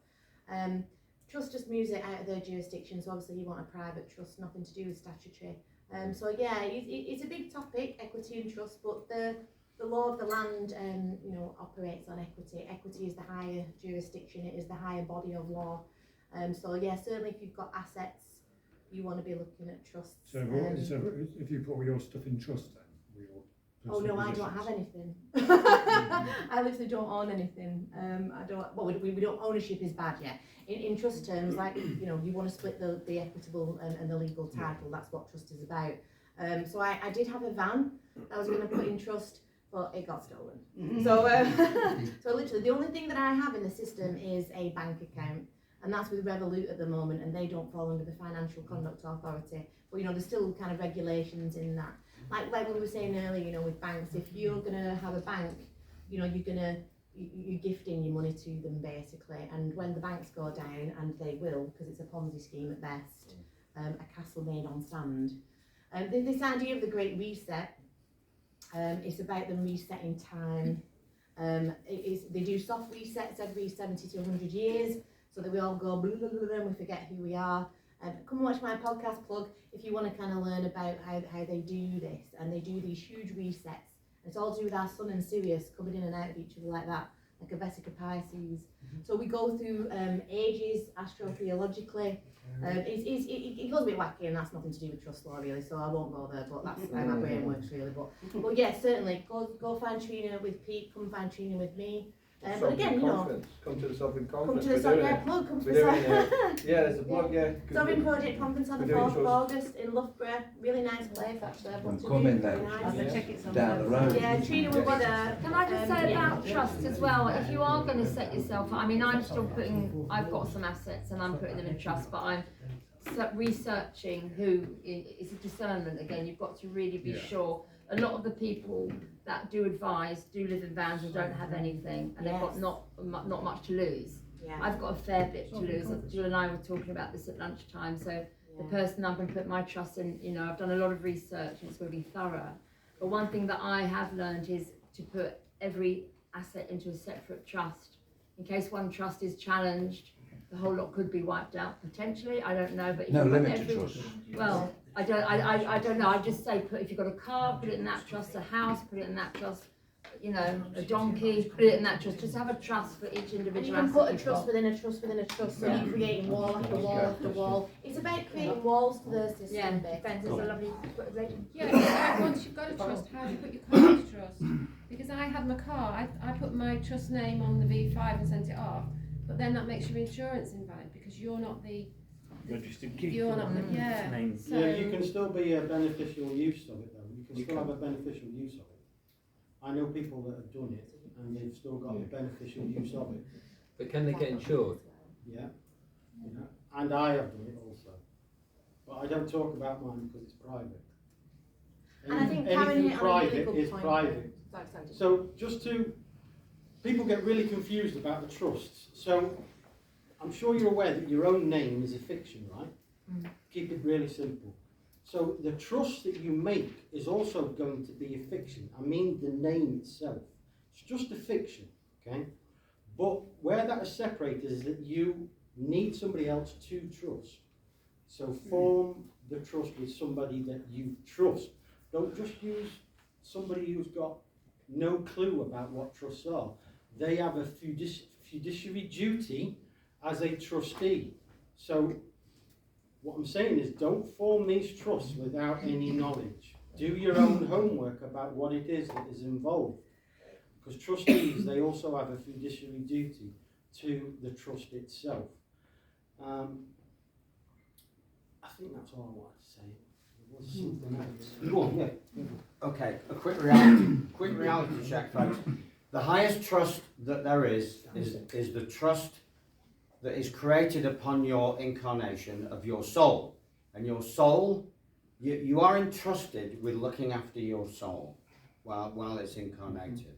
And you best do that, you do that best, I should say, by looking after your health, mental, physical, emotional, spiritual, and now nano-physical. And that is the highest trust that there is. And it's something that we should not forget, because that's what you take with you when you depart. All the other trusts, now I don't want to diminish them, but you don't take any of them with you. So how important can they be? I don't want to sound judgmental, I just want to leave that as a question. Right? But the trust that has transcendental importance forevermore, and forever that way and this way, in time and space, is the one that that precious part of you that you're entrusted with, and that's what they're coming for. We all have a collective soul, so I'm going to use the word now, it's the soul. So we have a collective human soul, and that's what the dark forces are coming for. They want the human soul, they want to trap it forever. So that part of it that is entrusted to you, you're going to protect. I'm doing my bit, I'm protecting my soul by non-compliance, by looking after my health, because when I'm healthy, I'm wealthy. The new wealth is health. When I'm healthy, I don't need any of their services. I don't need any of their affirmations or registrations. I don't need anything, because I'm resourceful, I'm self-reliant. Not completely self-reliant, I run a bank account, but I don't need... When I recently went on the National Health Online thingy to protect my data, because of this data harvesting that they've already started, I found that the system didn't recognise me. I thought, yes, winning. So the NHS do not recognise that I'm even on the planet. That's how little I've relied on their services. So, it can be done, folks. There's no need for reliance on the system, but they've brainwashed us into thinking that we do, and you're just lucky. No. It's the Gary Player mode, kept winning tournaments and saying, I'm just lucky, I just practice so much it makes me lucky. So, just a note of caution about trust, that's all. And alright, thank you very much. I've spent quite a lot of time looking at trusts, and I think although it can be very complex, basically it's very, very simple, because you can form your trust right now with two of your neighbours by saying, everything that I have and everything that my straw man has, I am putting in a private, irrevocable trust. If you say that to your next door neighbours, or your neighbours now, you have formed your trust. Now, you need to have a bit more savvy about it all and make it on paper, right? Because you need to detail everything so that your trustee has the instructions, clear instructions from the person, me, who's putting everything in the trust, right?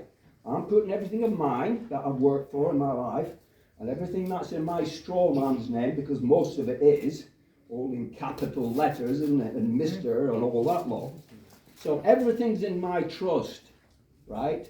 So now I own nothing, right? And you're all my witnesses now, in addition to all the witnesses I've had before.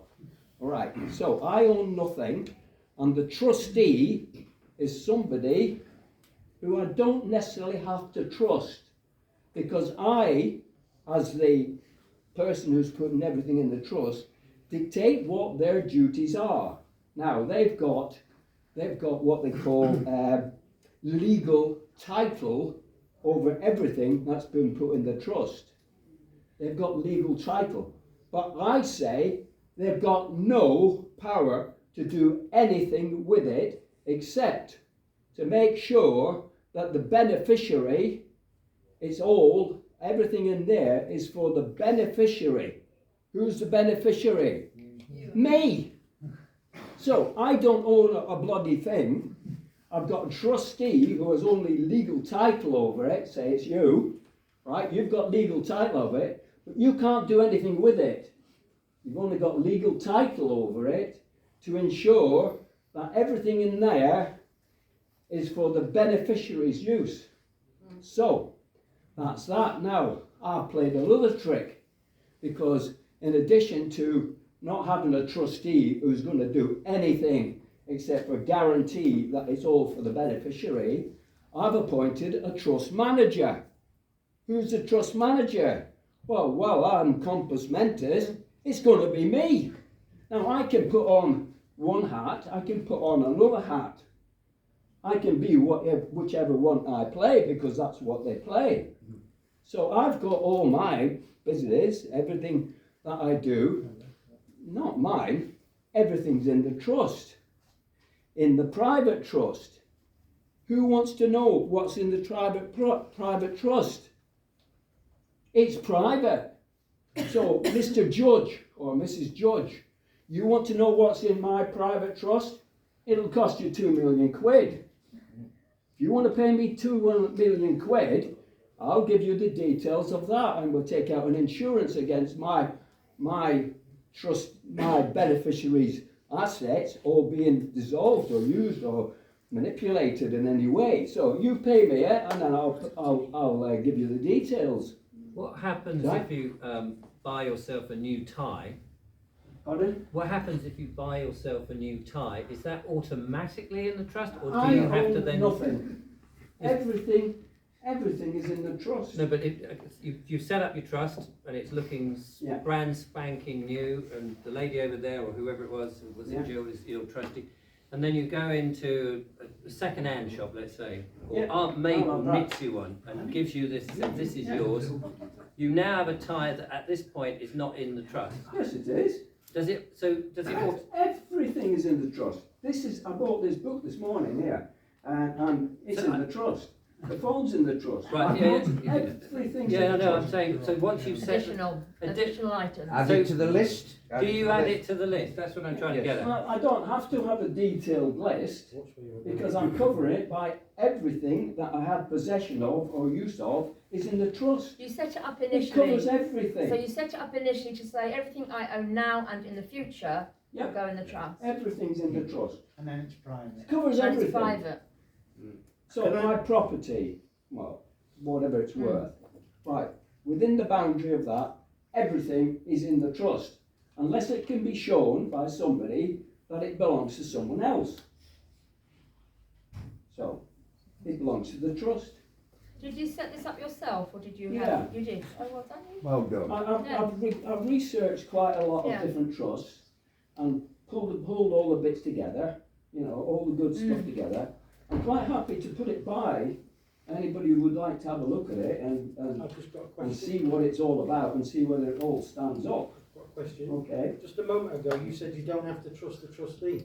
Don't have to trust the trustee. I would say you absolutely have to trust the trustee. Why? Because there's no authority. If you write certain instructions for him to perform, he may tweak, bend, change those instructions. Yes. So you have to trust him to do it to his best of ability. Well, the thing is, being there's technical name. He has a fiduciary duty to do what's right by the beneficiary. Yes. So, if anybody does anything wrong, like a trustee does something wrong, you immediately sack them. Immediately sack them and, Okay, so and that's replace it also by in the another one. provisions. But You can get rid of the trustee. You've got your agreement with the trustee that they're not going to do anything. So if they So fail, you trust in him. well, you are. The whole premise of the trust is that you get somebody that you trust. I wouldn't get a trustee to be the trustee of my trust if I thought he was a thief or if I thought he was dishonest. You're only going to choose somebody that you trust. I would look for the best person I could find to be the trustee, who I would trust not to do anything else except. Yeah, what I'm trying to just get across is the fact that you did say you don't have to trust the Alright, trustee. so okay. You do have to I trust agree the with you. trustee. Yeah, I agree with you. Definitely. It would best certainly be person sensible to pick as somebody your who you trust, would it not? It would be madness to not trust, the trustee. Because you might give somebody like a government officer, oh, it doesn't matter, you can do it. Oh, yeah, that's no So problem. everything else you said, I appreciate. Okay. Can I ask So, But really, that's no really valuable information though. And there's a question. if there is any of you who would like to Sorry, have would you a stand look up? at Sorry. what Yeah, I've with done, regard to a private trust, as you just And, said, if you went to court and you said to the judge, you've got a private trust, surely you would have to prove that you've got a private. Yeah, you'd even have though a it's trust private. certificate. That's What, all you've so got a to do. trust certificate? That's it. Where'd you get Yeah. one of those from? You create it. Yes. Ah, yes. That's I right. like you say. Will the court not just say, you just wrote that yourself? Well, the court can do anything they want because they're completely corrupt. Yes. But if the judge is honourable, he has to follow trust law, and all you've got to do is prove that a trust exists with a certificate, and he can't move forward. So you don't have to disclose who your trustees No. are, or No. who your benefactors No. are, or anything. You just Nothing. say trust. Certificate mind, of trust, there it is. Mind your own So business. could you just turn up at court and just go, oh, I've got a certificate. Yeah, no, hang on one minute. You might notice that. There it right. is. Only if you're with another person to agree that trust. There's an American practitioner called David Straight who does just that. And his advice is never go into court unless you've got your trust certificate. Just there you are, judge. There you go, and There's- over. That's it. Yeah, and that's it, and it puts a stop to everything. It does. I'm just aware that we've got 15 minutes. Some of you might want to stay. You had your hand up. No, did you have a Yeah, question just to one add? more little input if I can. As well as terrorising DVSA agents. I haven't got to read anything else, have I? Oh, God, you did so well. I do a lot of civil cases, and I've had quite a lot of success, so I just wanted Pete's view on this one that I've got. Oh, okay. That's quite That was a good one you a said. highlight of my civil cases that I've done. Okay.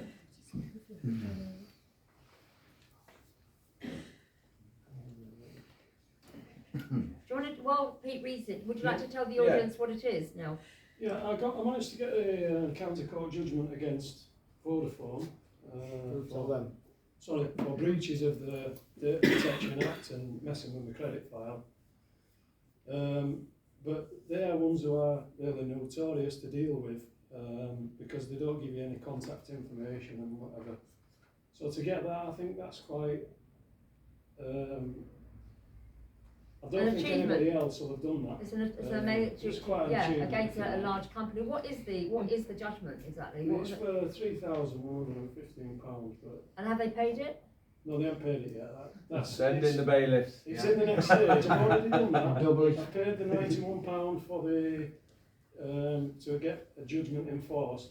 Yeah, there you go. So that I'm waiting for them to respond to that. And the date's already gone. You can pass the sell-by date by the 9th of May. No, they can't. They attempted to try and get it set aside, but they didn't actually. What, for £3,000? Vodafone, with all their millions? Yeah. But after the event, they started to panic then, and then they tried to get it set aside. You know that. Didn't they offer you a free phone and a connection for life or something? Say, oh, But they actually tried to get it set aside, but they didn't pay the fee to get it set aside. So I believe they'll be able to enforce that judgment now. So you've got, sorry, I missed that because of the. Yeah. So you are going to take it to the next level. Yeah, I've already filled the form to get the judgment enforced with county court bailiffs. Yep. Is that the right term? That's the right way. That's it. So You get a liability order. yeah. Yeah, you haven't got that yet. You haven't received a liability order yet. No, I haven't had a response from them. But you've got, this is a Forms- summary judgment. Yeah. So that the judge is followed in your favour. You've won. I got it in default actually. Default is. Yeah. But, They didn't turn up or they didn't try and challenge it. But then afterwards they started to panic then. And Too then late. Judgment's been made. Can you keep us? I've got your email. Can you keep us posted? Because it'd be great if you come on one of Rich's Lawful Remedy shows. Because it's a very, very happy story. This, and that's what we like to share to encourage other There's people. others, but that's just the highlight. That's the best so far. I have 4 or 5 other What ones. specifically did they do? Sorry, sir, you've got a question? Yeah, thank What's you. for this gentleman? There's a question for Neil here. Yeah, Neil, what specifically have they done that you got them on? So that again, sorry. Why have they upset you? Why did you What take were the to court? actual Why did you breaches take them to that court? Well, I bought a phone from them, and within 7 days I paid the phone off the full amount. So basically, I didn't take credit. I paid for it, But 2 years after that, they were registering, making entries on my credit file, which can affect your status. And that was my argument with them. So you said you shouldn't be doing that. yeah, but they just ignore you. They ignore you. And then you did the end form and that but that can be a way that you can win a case if you get a company that just ignores you. Yeah. That can be good for you. Yes.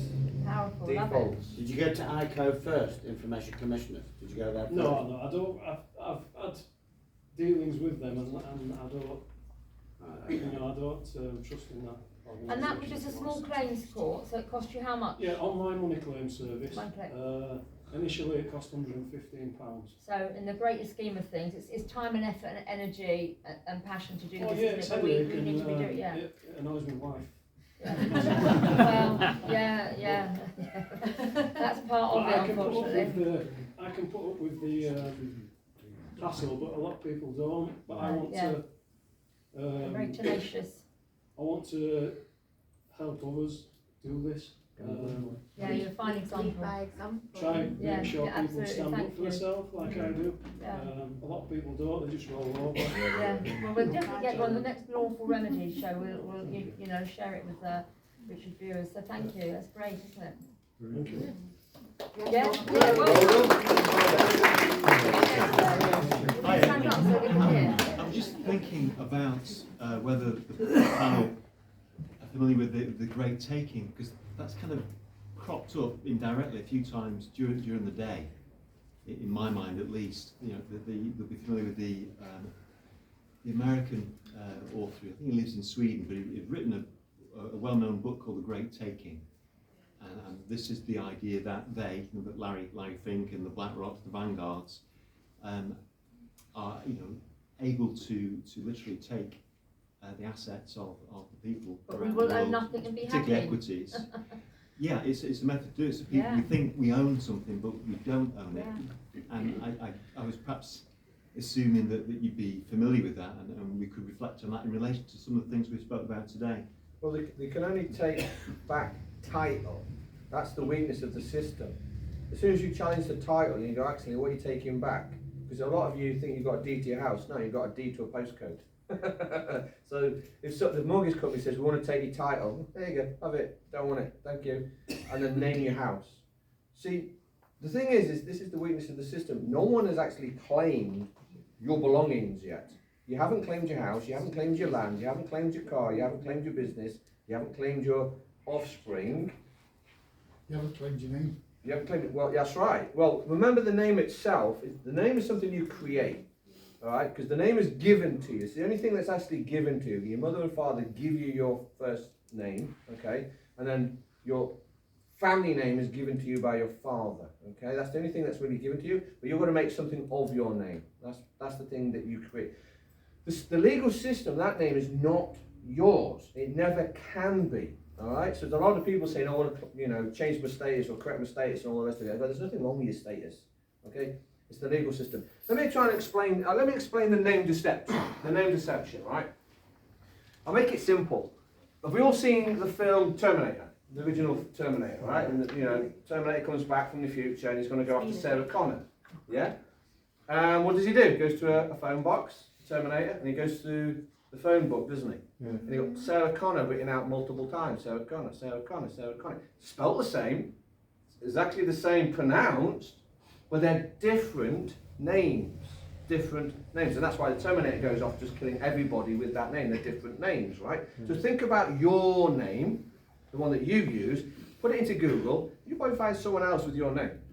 But that's not your name, it's their name. Okay, so you've got to understand that. So the legal system only deals with surnames or legal persona names or corporate names. You can't claim it. There's a lot of people saying, oh, I'm going to get my lawful name by using ecclesiastical deed poll.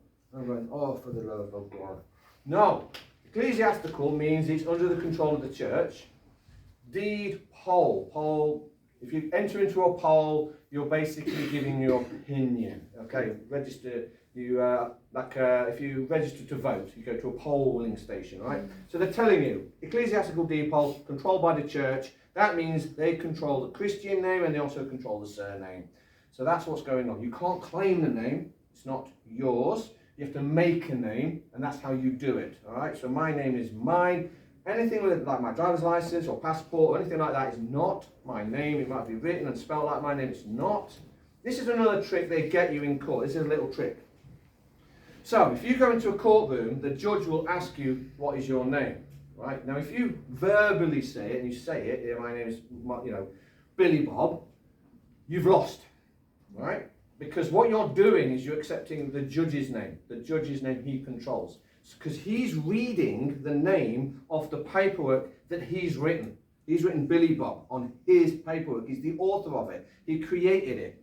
So if he says, are you Billy Bob? And you go, yes, I am. You've accepted his name, the judge's name, the one he controls, Billy Bob on the paperwork, right? So you don't do that. You don't accept that. So if the judge says, give me your name, first of all, says, I can't give you my name, otherwise I would be without name. Because I'm just giving it to you, haven't I? Right? So, and you also understand that you can't speak in their court anyway. So if the judge says to you, give me your name, you go, oh, okay. Get your pen out, get your paper, and start writing. By the way, one thing you might notice is when you start writing anything down in the court, the entire court stops. Judge doesn't do anything, they don't move, because you're writing something down. So you write your name down, and you get a security guard or clerk of the court, give that to the judge, that's my name. And the judge is going to go ballistic. He's going to go, no, don't bring that up here. I don't want that. Because you are the author of the name. You've written it. You've given it to him. And you've checkmated him. All right? That's if he lets you do it. But normally they get really angry and they go, no, not having that, and start banging the hammer and all the rest of it. I have done that in court. Earlier you said we don't claim our addresses and we don't claim anything. How do you claim those? Right. How you claim your house is you've got to go back in time to how was it done thousands of years ago. Have you heard the term stake your claim? Yeah. Stake your claim, right? We even use that term, there we go, yeah. We even use that terminology today. Most people don't understand what it is. So the way it used to work back in the olden days, so you go out into the wilderness, into the open land, and you say, okay, this land does not appear to be claimed, so I'm going to stake my claim. So you get an actual stake, and you stake it into the ground, and you mark it out. In the olden days, they didn't use tape measures as such. Does everyone understand all the terminology, rule of thumb? Yeah, where you actually use the thumb for measurement, and you use your one eye, and then you can do like that. Oi. Yeah. Oh, sorry. Well, you can still do it. You got one. But anyway, rule of thumb. So in the olden days, you used to use the rule of thumb for measurements. So then they would pace out from the stakes, and then they would draw it out and say, right, okay, that is the land I'm going to claim. I'm going to stake my claim. You go to the local town or village, there'll be a notice board. You put the notice upon there. You could even get the town crier. The town crier would get involved. You know, here, and he rings his bell. And he goes, Billy Bob is about to claim this land. If anyone disagrees, please step forward. You've got 30 days. If no one steps forward, Billy Bob can say, okay, then 30 days has passed. No one's challenged it. I am now going to claim that land. That's when you do your affidavit. So you create an affidavit, and I swear to God or affirm to David, affidavit, that I now claim that land and it is now mine. Once you've claimed the affidavit, you've written the affidavit, you can make a deed. You create the deed, you own it. Now in the olden days, you would file this with the courthouse in the town. You can still go and look this up. If you look at, sometimes they're called the Registrar of Deeds. You can look at this, and they have these old ancient books, huge books made out of leather. And you'd open it up, and it's all these old ancient land claims, still valid today. And that's how it was done, and that is your land. We can do a modern technology version of that. So we can use things like GPS to plot it out. You can actually get it surveyed. You get a survey to come out, plot it out. We can make an affidavit, create a deed. So can you do that on your, if you've got a mortgage, or you bought the house through the mortgage, not your house, whatever, blah, blah, blah. The place that you go. Already have. Yeah. And you go, okay, I'm going to claim this. Correct. Will anybody else come along and say you can't claim it? No one can do that. Why can they not do that? Because if they step forward and say you can't claim that land, they're actually exposing the fraud. Yeah? This is the beauty of the system. If you claim your car back, your house back, your children, no one's going to object. Because if someone was stupid enough to knock on your front door and say, you don't own that house, I do, how long do you think that guy's going to live? Not very long, is it? Why? Because he's the scammer. He's just knocked on my front door and he's saying, you don't own this house, I own it. Really? You own my house? He's not gonna, it's like the fraudster, he's not gonna own up to this. Remember, these people who work for the system, they're snivelling cowards. They hide behind corporations and legal fictions and titles.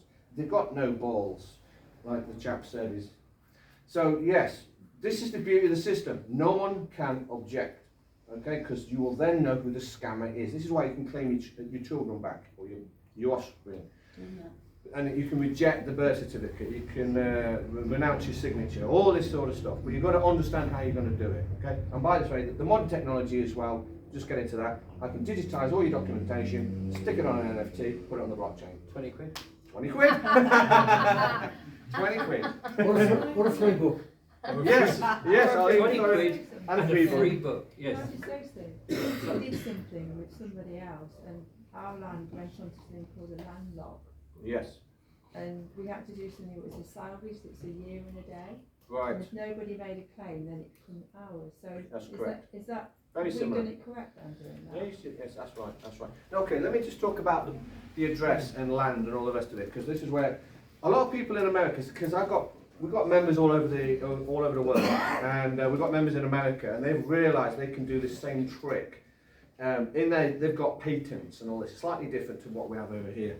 And what they've realised is they can remove the jurisdiction of their postal address from that land. And they remove it, and they put that jurisdiction onto the box, the post box, and they put it on the outside of the land, and then they can claim the land. Remember, everything that you're dealing with is just jurisdictions, it's just paperwork, it's not the physical land. That's it. As soon as you figure out When we that. did ours, we went onto Google and we got the position of it on, Yep. and then we put that position in Yes. on the paperwork. And That's we- the best way to do it. You use a map reference points. I can't remember Don't what use postcodes. No, it wasn't a postcode. Because that's their But jurisdiction. somebody in Australia did it for us. Okay. Because we did it through that bloke I told you about earlier. Okay. Yeah. But that's how you do it. And it's on his website now. Okay. Oh, good stuff. Okay. Yeah. But that's how you do it. Yeah. Absolutely. Yeah. Yeah. You're on the right path. And I've just got to try and educate everybody to do it. And then when there's hundreds of thousands who want to do it, we'll all do it. Instead of a deed. Well, you make your own deed. Yeah. You've got to claim it. So here's the thing. Remember, you can only control what you create. Yeah. So it can't be given to you. So from the land log, from okay. the land log, you still have to have a Claim it. deed, make your deed. Make your deeds, make it. To say that land log is yours. Right. Yes. Because if you haven't created it, then you can't change it, you can't alter it, you don't control it. Just remember deed that. is to claim, isn't it? The deed, yes. You create the deed. Why did we have to wait a year and a day on this salvage thing? That's salvage. You're dealing with maritime law. Yeah. Yeah. That's what that is. We've got a bit of a complication there. I live in a group of 14 properties. Okay. We own our own house, but it's communal land that's owned by all 14 properties. Yes, that's different. How do we go about? Yeah, because it's like a communal land, you could all get together and claim it if you wanted it, as long as everybody equally agrees, and then you could do that. But you can still claim the individual bricks and mortar that you live, but you wouldn't have the right to claim land that everyone shares. For example, no one has the right to claim the roads. As I was talking to someone earlier in the lunchtime, is that do you know that all the speed cameras, ULEZ cameras, speed bumps, traffic, bus lanes, and cycle paths are all unlawful and illegal? All of them. They don't have permission to do any of it. That's right, because they're our roads. I did not give a corporation authority to put a bus lane in, because remember, the buses are corporate, privately owned. Can McDonald's put in a McDonald's bus lane? Of course not. Because you'll say, what are you doing, McDonald's? You know, you're a corporation, you've got no rights, you can't steal the road, we all jointly own it. You're violating my right to travel. So all of them, speed bumps, all of it. ULEZ, speed cameras are private, ULEZ is a private, all of it. And they don't have the right to do what they're doing. But because they've dumbed down the people that much, they don't realise. But once you do, you can start serving notice and go, you know, speed camera, get rid of it. Speed bumps, get rid of it. Because I'm saying that's violating my right to travel. So speed bumps, every time I drive over one and it's damaging my wheel, I'm going to send a bill for £10,000 to the council until they remove that speed bump. So can I do that with the streetlights? Yeah. Yes. That's right. They don't have the right to put it there. Right? In fact, you can ask them. And they don't have it. Where do they get the authority? I've had this discussion before. So how do we deal with people? Not everybody's going to be responsible. So speed bumps do stop people speeding. No, they don't. That's a misunderstanding. In fact, what happens is, speed bumps speeds cars up. Yeah. Because Some of them are that bad, you can't go. no. Here's the thing. What happens is joyriders love it. Have you heard of YouTube? Watch some of the videos. You'll see people stealing cars and travelling at 100 miles an hour over speed bumps, laughing their heads off, going, "Wee, flying!" So in somebody else's car, yeah. Yeah. You wouldn't want to Stolen go- cars. But don't forget, it also hurts people. The speed bumps are horrendously bad. Anyone with brittle bone disease, they hate it. If you've got arthritis, they hate it. All this sort of stuff. It slows ambulances down, fire engines down. How many people have died because the ambulance didn't get to you in time?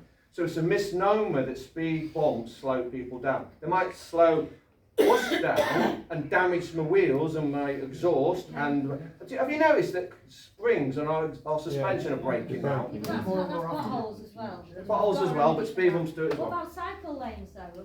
But No. I'm just saying not everybody's responsible, so how do we deal with irresponsible people? In I have no interest in irresponsible people. That's the problem, right? You've got to get rid of the ego. You've got it. Yes, that's actually right. Don't worry about it. Don't worry about them. Don't worry about them. They're not your responsibility. Well done. They are a big. They're your. Then you deal with them. Then you deal with them. No, because I'll sue them. I'll take the house. Ladies and gentlemen, it's just gone 4 o'clock, and many of us will need to get on our roads. Our roads. On our roads. And try to stay as honourable as we can as we travel in our conveyances back to our whatever it is that we live in. House.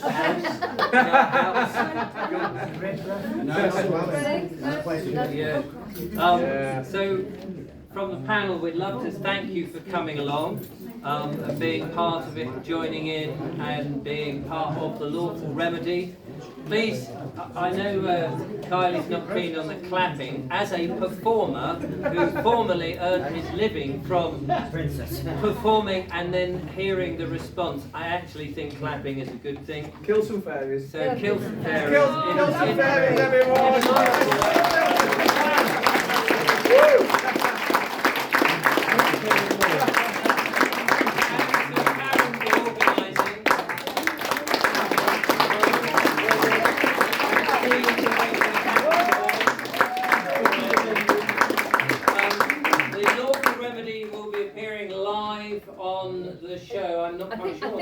Around about 11th of July, I think. Yes, I think maybe the 11th of July. But it's holiday time, isn't it? What is that, a Thursday or a Friday? It is a Thursday or a Friday, yeah. It's a Thursday or a Friday, the 11th. Cheers. Call it what you want. Yeah. Live at 6 on Richard Bo's channel. And the emails, yeah, if you want And to... we're doing one in Hull in July the 21st. July the 21st, which we can promote on the 11th, which is a Friday or a Thursday. It might be a Saturday. And it's the 11th is a Thursday. It's a Thursday. And if you want to put your email address down to stay in touch, if I haven't got it, there was a list by Jill. Thanks for coming.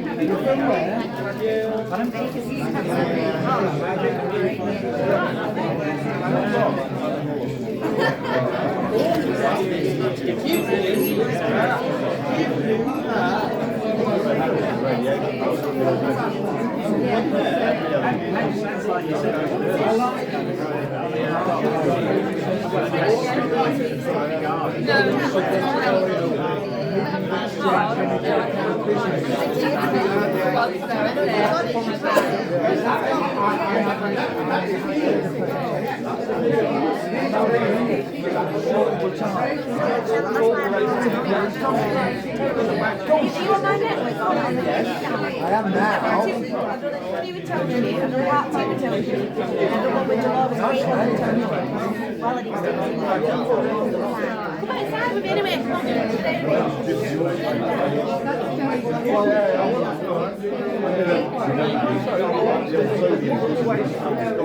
How do you spell?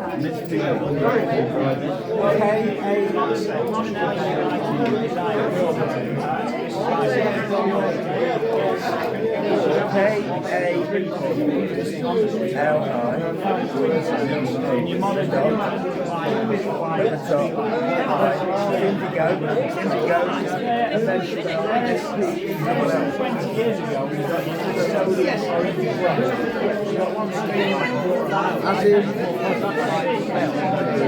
I think that's a okay. But it doesn't matter. Magic. Yes, cast a spell. Yeah, that's right.